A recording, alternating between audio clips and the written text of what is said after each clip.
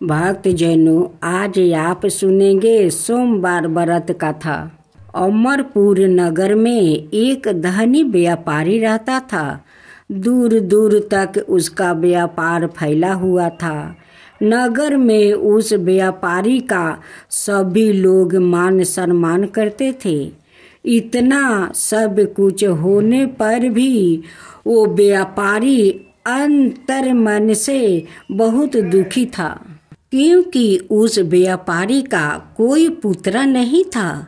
दिन रात उसे एक ही चिंता सताती रहती थी।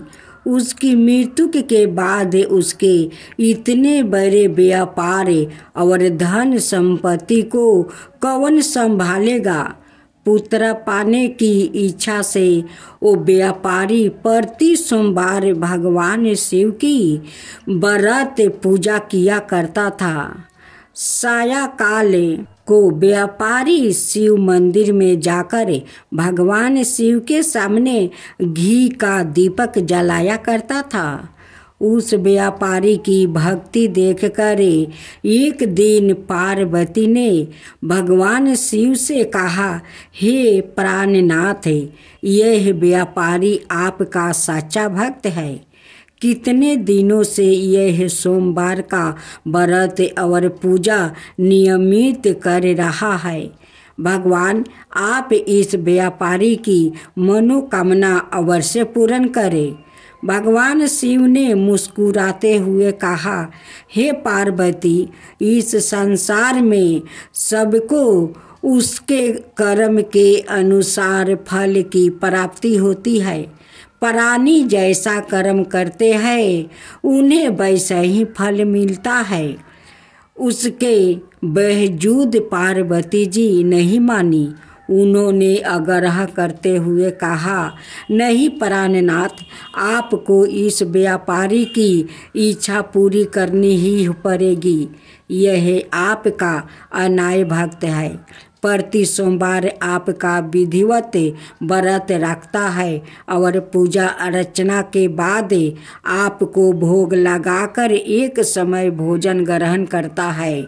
आपको इसे पुत्र प्राप्ति का वरदान देना ही होगा।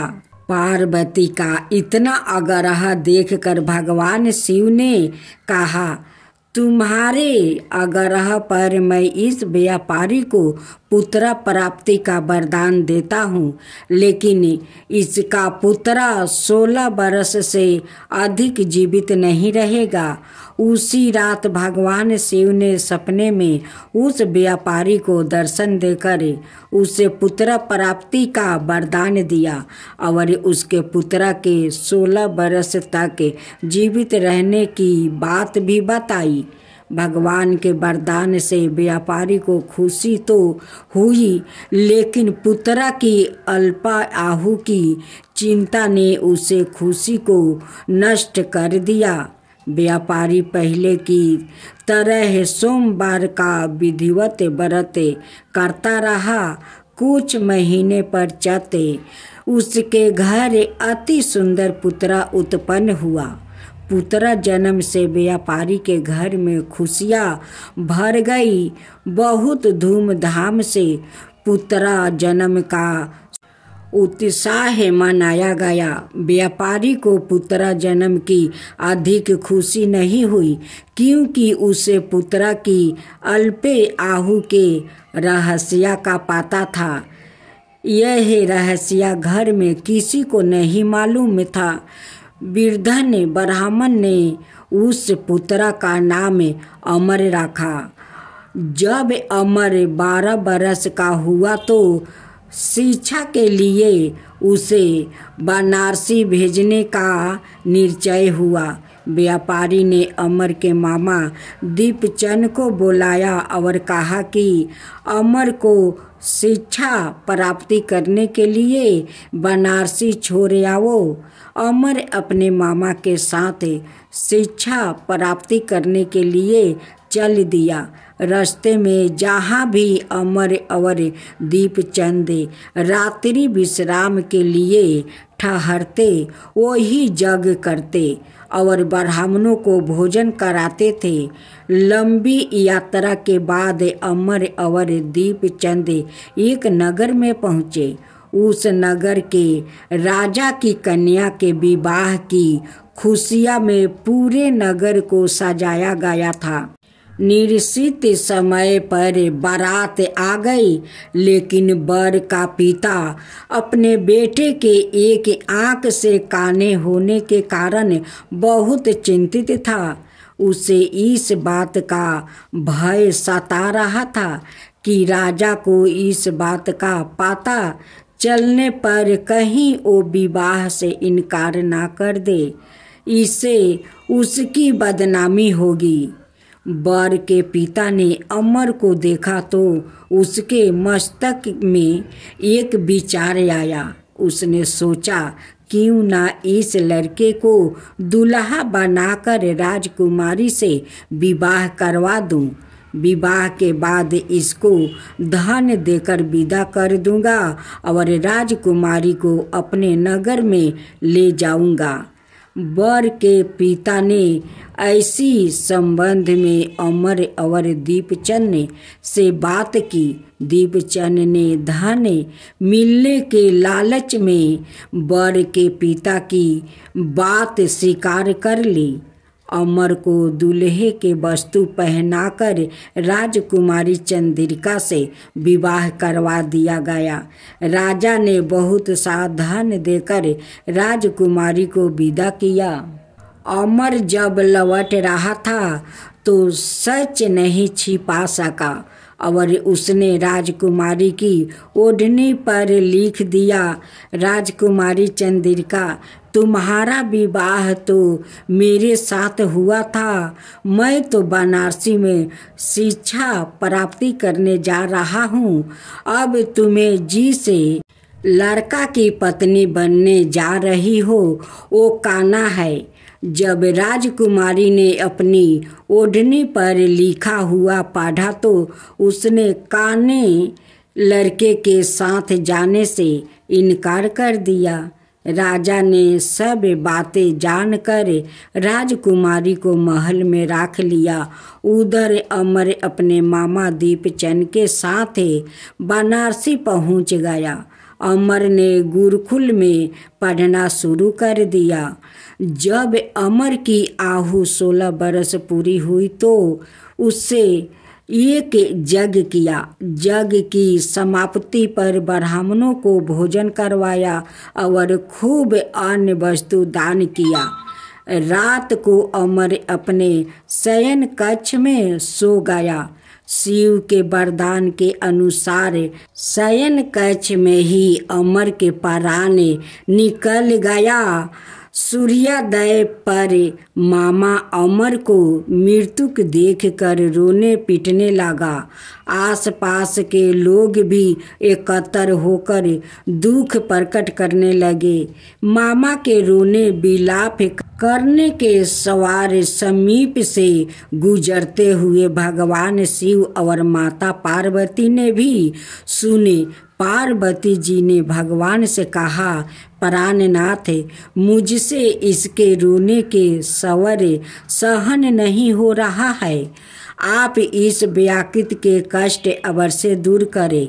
भगवान शिव ने पार्वती जी के साथ अदृश्य रूप में समीप जाकर अमर को देखा तो पार्वती जी से बोले, पार्वती, यह तो उसी व्यापारी का पुत्रा है।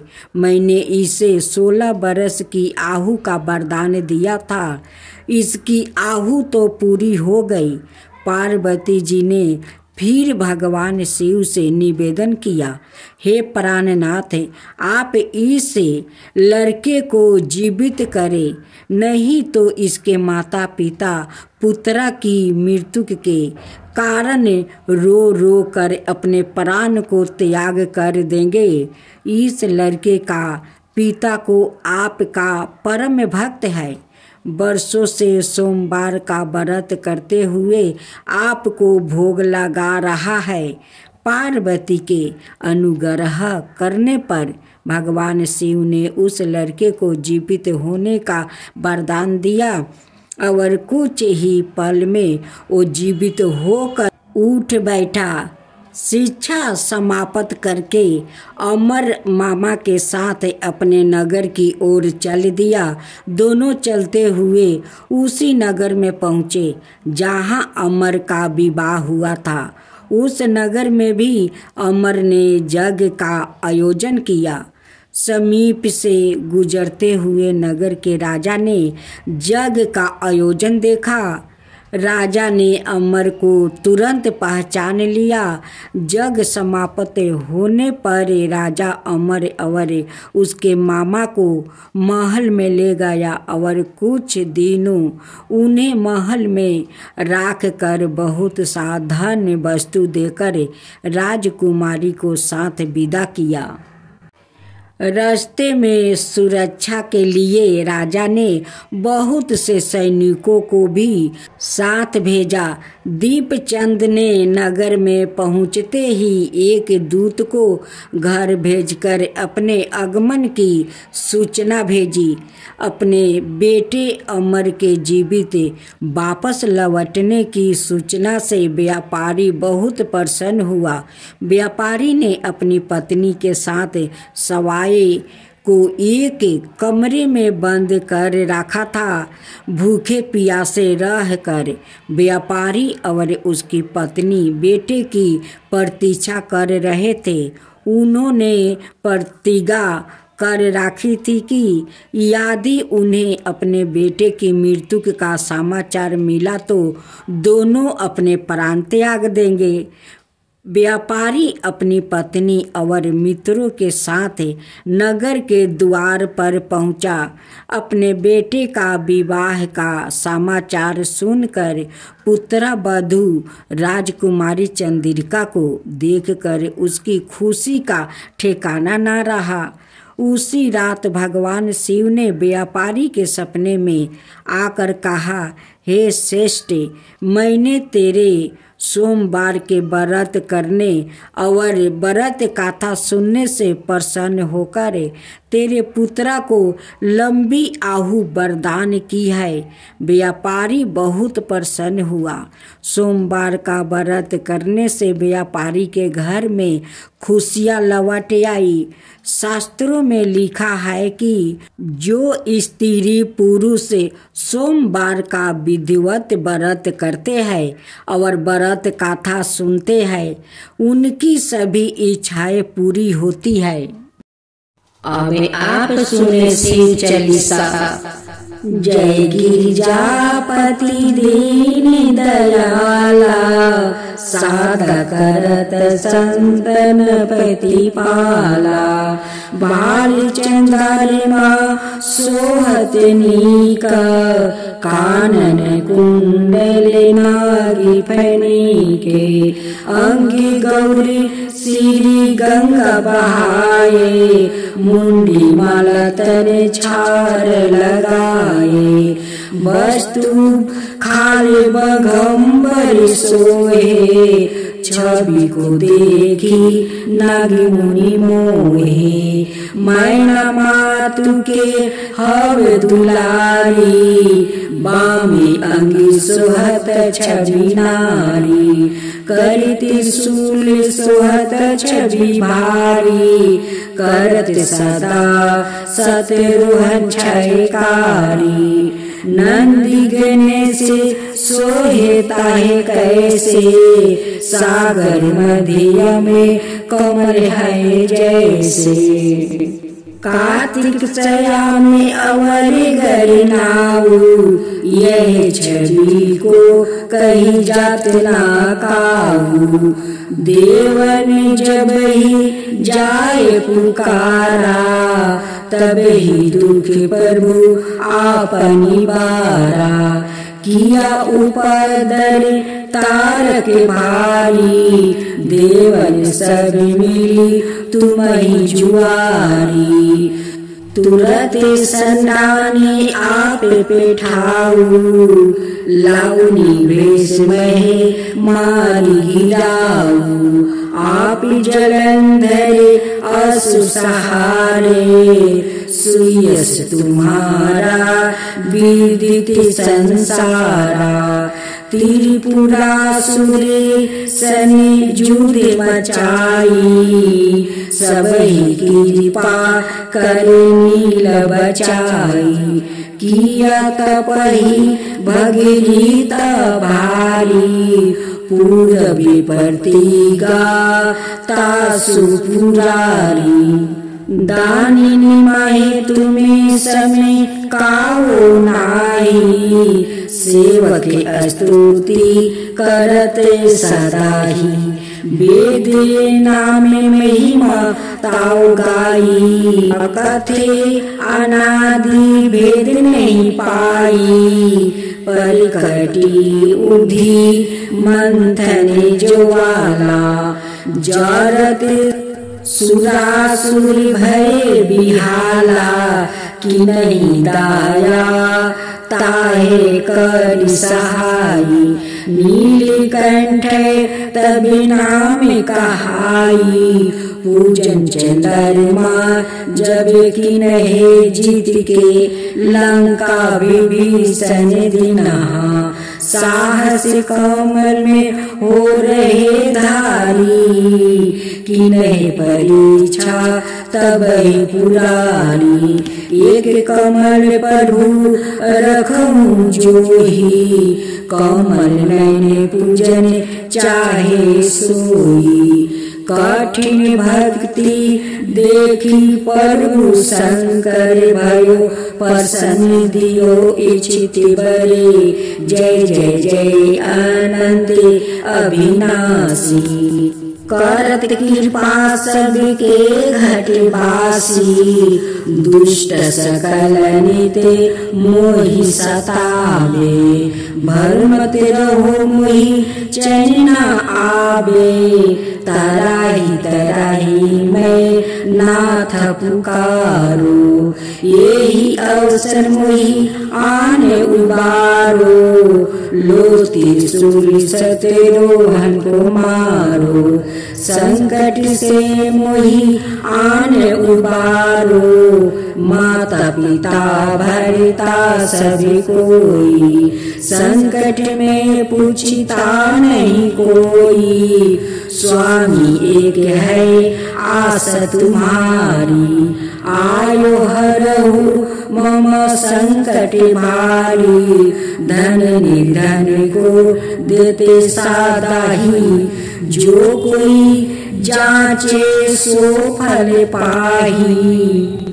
स्तुति के ही विधि करे तुम्हारी, क्षमहु नाथ अब चूक हमारी। संकट हो संकट के नाशने, मंगल कारण विघ्न विनाशने। योगी अति मुनि ध्यान लगावे, शारद नारद शीस नवावे। नमो नमो जय नमो शिवाय, नमो नमो जय नमो शिवाय। सूर्य ब्रह्मादि की पार ना पाए, जो यह पाटे कर मन लाई। तापर होते है प्रभु सहाई, तीनिया जो कोई हो अधिकारी।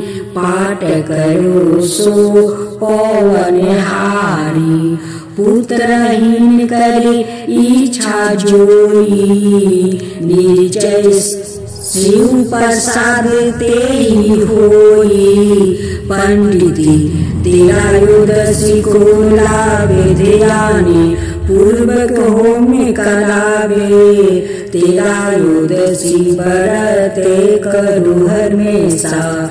ताके तन नहीं रहो कैलेसा, धूप दीप नौ वेद चढ़ावे, शंकर सम्मुखी पाठ सुनावे, जन्म जन्म के पाप नसावे, अंत धामे शिवपुर में पावे।